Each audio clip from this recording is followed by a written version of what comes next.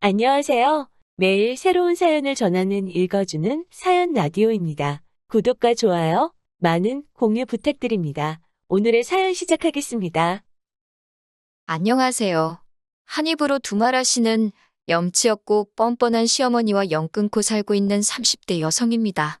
부모 사랑은 내리 사랑이라던데 저희 어머님은 왜 그러셨을까요? 남편과는 소개팅으로 만났습니다. 말수가 많지는 않았지만 말 한마디 한마디가 위트 있는 사람이었지요. 그리고 제가 코미디 영화를 좋아하는데 남편도 그렇다고 하대요.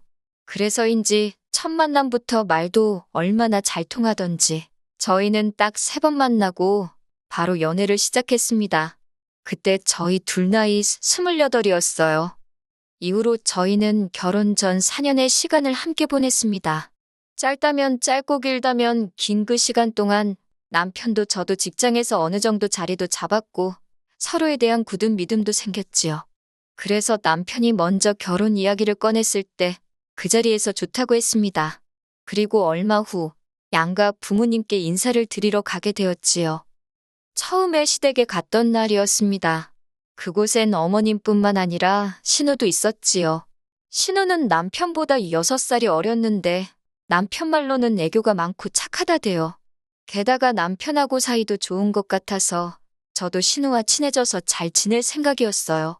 하지만 어째서인지 신우는 처음부터 저에게 호의적이지 않았습니다. 왜, 눈빛만 봐도 저 사람이 나를 좋게 보는지 안 좋게 보는지 느낌이 오잖아요? 하지만 그때 당시에는 제가 일단 어머님께 잘 보여야 한다는 생각에 매우 긴장한 상황이었거든요. 그래서 신우의 그 예의 없는 행동에도 기분이 나쁘다 정도로만 생각했지, 나한테 왜 저럴까, 그런 생각은 깊이 하지 못했습니다. 대응은 더더욱 생각도 못했고요. 한편 그날 알게 된 뜻밖의 사실 하나는 남편의 월급 관리를 어머님이 하고 계셨다는 거예요.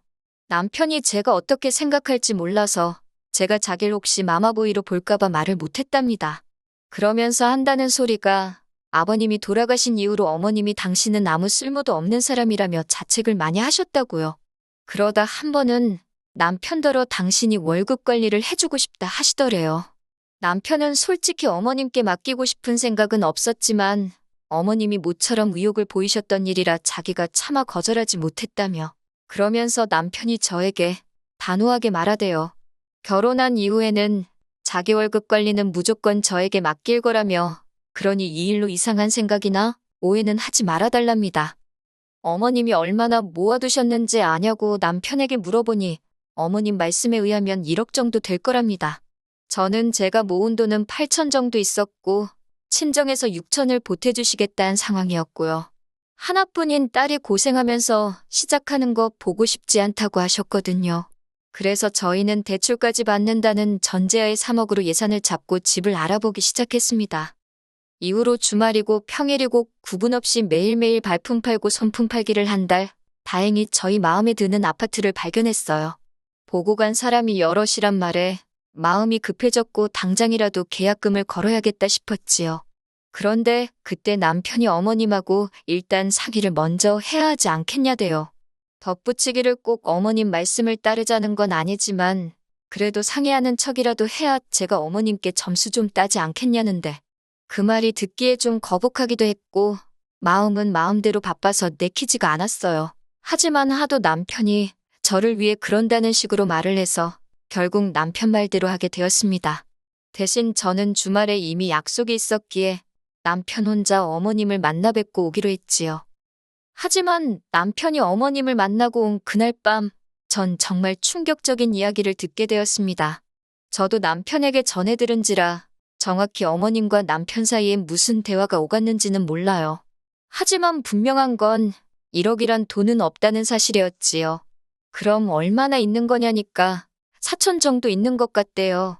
나머지는 다 어디에 쓰셨대냐고 물으니 자기도 똑같이 여쭤봤는데 하신다는 말씀이 다 먹고 사는데 썼다고 그러시더랍니다. 당시 남편이 말하길 아버님이 돌아가신 이후로 어머님은 연금을 받고 계셨고 계단 청소를 다니시며 한 달에 100만 원 남짓한 수입도 있다고 했거든요. 그리고 남편이 따로 한 달에 30만 원씩 용돈도 드리고 있었고요. 그런데 그걸론 부족하셨던 건지 아들이 10년 가까이 직장 생활을 하며 모은 돈을 반도 넘게 쓰셨다는 게 솔직히 저로선 도무지 납득이 되질 않더라고요. 그리고 한편으론 남편이 정말 몰랐을까? 그런 의심마저 들었어요. 하지만 소화기에 대고 정말 엉엉 우는 남편의 목소리를 들으니 제 마음이 너무 안 좋더군요. 결국 그 다음 날 남편과 함께 다시 어머님을 찾아뵙게 되었습니다. 자초지종도 듣고 앞으로 어떻게 해야 할지 이번에야말로 상의를 해봐야겠다 싶었으니까요. 그리고 어머님이 보여주신 태도는 제가 예상한 것과는 많이 달랐어요. 저희에게 미안해하실 줄 알았는데 오히려 역성을 내시대요.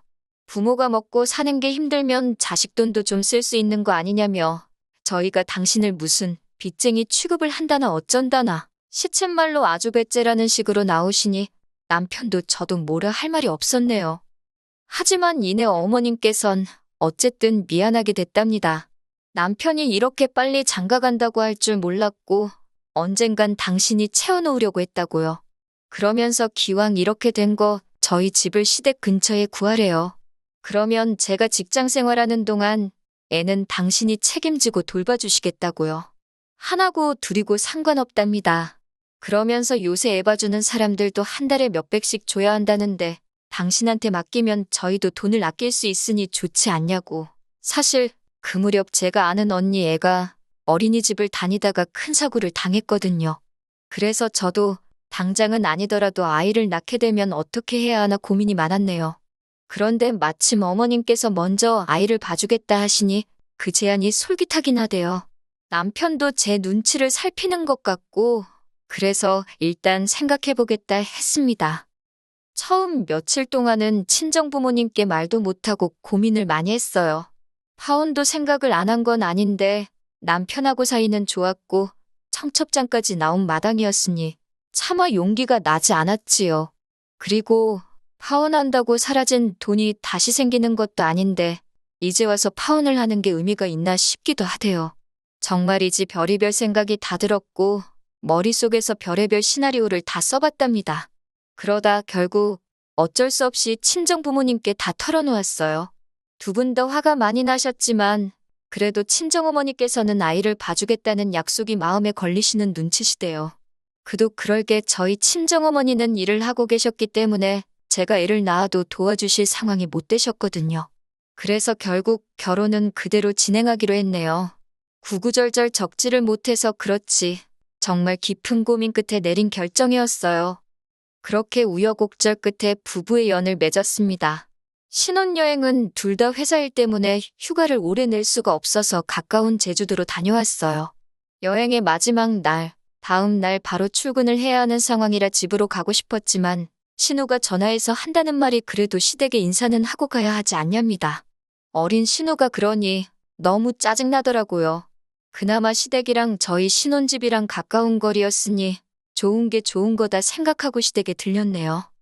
시댁에 도착하니 신우랑 어머님이 저희를 기다리고 있었습니다. 하지만 이내 저와 남편의 빈손을 보고는 진짜 너무하는 거 아니냐고 또 무례하게 굴더라고요. 신혼여행에서 아무것도 안 사오는 사람이 어디 있냐고요. 순간 어머님께서 이 사람 돈을 그렇게 다 쓰지 않으셨으면 저도 뭐라도 사왔을 거라고 쏘아붙이고 싶었지만 차마 그럴 순 없어서 시간이 없었다고 둘러댔어요. 그리고 이내 신우가 어머님도 남편도 다 있는 자리에서 또 한 번 선을 넘더군요. 아직 30도 안 된 신우가 애인도 없는 신우가 저더러 한다는 말이 자기가 웬만한 남자는 다 만나봤대요. 그런데 아무리 눈을 씻고 찾아봐도 자기 오빠만한 그러니까 제 남편만한 남자는 없다는 겁니다. 그리고 자기 어머니, 그러니까 저희 시어머니요. 아버님 돌아가시고 힘들게 버티신 불쌍한 분이라고 잘해드리래요. 아니 100번 양보해서 손이 시누이가 그런 소리를 해도 어이가 없을 판국에 한참 어린 신우가 저한테 잔소리를 하니 저도 더는 못 참겠더군요. 그래서 제 할도리는 제가 알아서 한다고 아가씨나 잘하라고 쏘아붙였습니다. 아가씨 지금 이러는 거 굉장히 무례하고 어머님 얼굴에 먹칠하는 거라고 덧붙였고요. 그러자 신우가 얼굴이 벌개져서는 아무 말도 못하고 저를 노려봤고 어머님도 마찬가지셨어요. 아무리 신우가 저보다 아랫사람이어도 어머니 믿는 자리에서 신우한테 그렇게 말하는 며느리가 어딨냐입니다. 그래서 저도 어머님더러 그러면 신우가 먼저 함부로 말할 때 따끔하게 혼을 내주셨어야 하는 거 아니냐고 받아쳤어요. 그러자 남편이 나서서는 이건 신우가 잘못한 거라면서 어머님더러 신우 너무 감싸고 돌지 말라며 상황을 정리하대요. 결국 한 30분도 못 있고 신혼집으로 돌아왔습니다. 짧은 시간이었지만 피곤이 2배, 3배로 늘어난 느낌이었지요. 남편은 신우가 아직 생각이 어려서 그렇다며 저더러 좀 이해를 해달라는데 제가 그런 식으로 벌써부터 신우 감싸고 돌 거면 이 결혼 무른다고 했네요. 그랬더니 남편이 금세 미안하답니다. 그리고 그런 남편에게 제가 어정쩡하게 중간에서 잘하려고 하지 말라고 다시 한번 선을 그었네요. 저희 부부는 4년이란 시간을 만났고 아이도 둘은 낳고 싶었기 때문에 따로 신혼은 갖지 않기로 했어요. 게다가 어머님이 당신이 하나건 둘이건 봐주신다 하셨으니 직장에 대한 제 걱정도 사라졌고 그래서 하루빨리 아기 천사가 찾아와 주기만을 기다렸지요. 하지만 어머님께서는 언젠가부터 걸핏하면 허리가 아프다, 손목이 아프다, 여기저기 안 아픈 곳이 없으셨어요. 어머님이 계단 청소를 하고 계시기도 했으니 자식으로서 그런 소리를 듣고 걱정을 안 할 수가 없잖아요. 하지만 신우는 생전 어머님 모시고 병원 한번 가볼 생각을 안 하길래 저희가 모시고 정형외과부터 다녀왔습니다. 그런데 의사 선생님 말씀이 원인을 못 찾겠다고 하시대요. 엑스레이를 찍어봐도 그렇고 뭐 별다른 이상이 없다고요. 그리고 한의원에서도 진맥을 해봐도 딱히 큰 문제는 못 찾겠다 하고 그러니 남편이나 저나 자식 입장에서 속이 터지더라고요. 그렇게 2달 정도 지났을 때였습니다. 어머님 댁에 드릴 게 있어서 잠깐 들렸는데 현관은 열려 있고 설마 무슨 일이라도 있나 싶어서 집 안으로 들어가니 다행히 화장실에서 물소리가 나더라고요. 어머님께 제가 들어왔다고 인기척을 하니 어머님께서 허겁지겁 몸에서 물기도 안 닦고 나오시더라고요. 그리고는 저를 막 밀어내시는데 순간 생각지도 못한 물건을 보게 되었습니다. 그건 바로 골프채였지요. 골프채 한두 개가 아니라 세트에 집안에서 연습할 수 있는 인조잔디 매트까지 거실에 나와 있더라니까요. 순간 배신감이 들더라고요.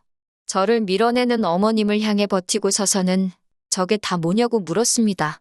여기저기 안 아픈 데가 없으신 양반이 이게 다 뭐냐고요. 그랬더니 누가 줬다는 거예요. 어이가 없어서. 그래도 뭐 제가 형사도 아니고 어머님을 취조를 할 수는 없잖아요. 하지만 그제서야 머릿속에서 퍼즐이 맞춰지더군요. 왜 어머님이 종종 골프 브랜드 옷을 입고 계셨던 건지, 시댁에만 오면 골프 채널을 보고 계셨던 건지. 솔직히 어머님이 골프를 치시건 축구를 하시건 그거야 제가 뭐라고 할 일이 아니지요. 오히려 건강하시다는 뜻이니 감사해야 할 일이고요. 그런데 자꾸 그 6천만 원, 그 피 같은 아까운 남편 돈으로 골프를 치고 다니신 건가? 그런 생각이 드니까 속에서 열불이 나더라고요. 저희는 그 돈이 없어서 대출도 생각보다 더 받았고 그래서 다달이 나가는 이자도 많은데 그래도 어머님한테 골프를 치지 말라고 할 수도 없잖아요. 저희한테 돈 달라고 하시는 것도 아니고 그래서 남편한테 일단 상황만 일러두고 알고나 있으라고 했어요. 남편이 저더러 저볼 낯이 없다고 미안하답니다. 그렇게 또 시간이 흘러 저는 결혼한 지 6개월 만에 아이를 가졌습니다. 당연히 양가 어른들 모두 좋아하셨어요. 그런데 어머님께서는 축하한다 소리는 하시면서도 애를 봐주는 일에 대해선 이런 방구도 없으셨지요. 솔직히 불안한 생각이 들긴 했지만 그래도 당신이 먼저 하신 말씀이 있었으니 결국엔 약속을 지켜주시리라 믿었습니다. 그러다 출산일이 다가오면서 제가 회사에 출산휴가를 냈는데 문제는 그때부터였어요. 어머님도 여기저기 쑤시고 아파서 맥을 못 추시겠다며 무조건 입원을 하시겠다고 고집을 피우셨거든요. 그런데 병원이 뭐 입원시켜달라고 무조건 해주는 게 아니잖아요? 결국엔 입원은 못 하시고 그저 저희 볼 때마다 앓는 소리 죽는 소리만 해대셨습니다. 어머님의 꾀병이 심각해진 무렵 전 예정대로 건강한 아이를 낳았습니다. 그리고 출산휴가도 끝을 향해 달려가고 있었지요. 육아휴직을 쓸 수도 있었지만 그랬다간 제가 복귀를 했을 때 제자리가 남아있을지 솔직히 확신이 들지 않았어요. 그래서 남편과 상의 끝에 어차피 어머님이 봐주신다 했으니까 회사에 복귀하는 쪽으로 결론을 내렸네요. 그런데 그 소식을 들으신 어머님께서 노발대발 난리가 나셨습니다. 회사에서 멀쩡히 휴가를 주는데 왜 안 쓰냐면서 기어이 늙은 시애미를 고생을 시켜야 직성이 풀리겠냐고요. 황당해서 어머님이 먼저 애를 봐주겠다 하시지 않았냐. 그래서 집도 시댁 근처에 구하라 하셔놓곤 이제 와서 왜 딴소리를 하시냐고 저도 받아쳤습니다. 그랬더니 어머님께서 사람이 어떻게 약속을 다 지키고 사냐대요. 약속은 원래 깨라고 있는 거라나요. 초등학생들이나 할 법한 소리를 하시는 어머님을 보고는 더 이상 대화를 할 가치가 안 느껴지대요. 그래서 알겠다고, 안 맡긴다고 대신 저희 애 볼 생각은 꿈도 꾸지 마시라 소리를 질러버렸네요. 하지만 어째서인지 제 눈에선 눈물이 쏟아졌습니다. 분하고 서운하고 여러 가지 감정이 들었거든요. 제 자신이 바보 같기도 했고 돈 생각도 나고 그냥 복잡했어요. 그런 저를 본 남편도 생각이 많아진 듯 했습니다. 그러더니 어머님더러 그러면 그냥 6천만 원 달라고 하더라고요. 그 돈 대신 애 봐준다고 해서 넘어간 건데 이렇게 나오시니 참 곤란하다면서 그냥 자기 몰래 쓴 6천만 원 달라고 그래야 나도 처갓집에 면이 서지 않겠냐고 조용히 따지는데 제 남편이지만 무섭더군요. 그러자 어머님께선 당신을 갖다 팔랍니다. 먹고 죽을래도 6천만 원 없다고요. 그러자 남편이 알겠다면서 그러면 그냥 앞으로는 안 보고 살자고 그러대요. 자기 어머니지만 이렇게 이기적이고 뻔뻔한 양반인지 몰랐다면서 자식으로서 너무 실망스럽다고 서로 더는 보지 말고 살자는 말을 어찌나 담담하게 하던지 남편을 말려야 하는 거 아닌가 그런 생각까지 들었지요. 집으로 돌아오는 길에 남편이 저한테 정말 미안하답니다. 그러면서 일단은 육아휴직을 쓰자고 그러대요. 복귀를 못해도 이직은 할 수 있지 않겠냐면서 그냥 자기가 다 미안하답니다. 그런 남편한테 차마 뭘 따져 물을 수가 없었어요. 그리고 이후로 시댁과 연락을 하지 않고 지내고 있어요. 신호가 일방적으로 어머님과 자기 소식을 문자로 알려오긴 하는데 잘 읽어보면 돈 떼려는 소리여서 적어도 저는 대꾸도 안 하고 있네요. 남편도 저한테 용돈을 받아 생활하는 입장이라 딱히 어쩌지는 못하고 있을 거예요. 아, 그리고 다행히 친정어머니께서 하시던 일을 정리하시고 육아를 도와주고 계십니다. 저희가 감사한 마음으로 매달 200만 원씩 챙겨드렸는데 얼마 전 저희 여행이라도 다녀오라며 그 돈을 고스란히 돌려주셨지요. 언제까지 받기만 하는 자식일런지 죄송하고 감사한 마음뿐입니다. 언젠간 이 은혜에 보답할 날이 있겠지요? 긴 이야기 들어주셔서 감사합니다. 오늘의 사연은 여기까지입니다. 구독과 좋아요, 알람 설정해주시면 앞으로 더 좋은 사연으로 찾아오겠습니다. 감사합니다.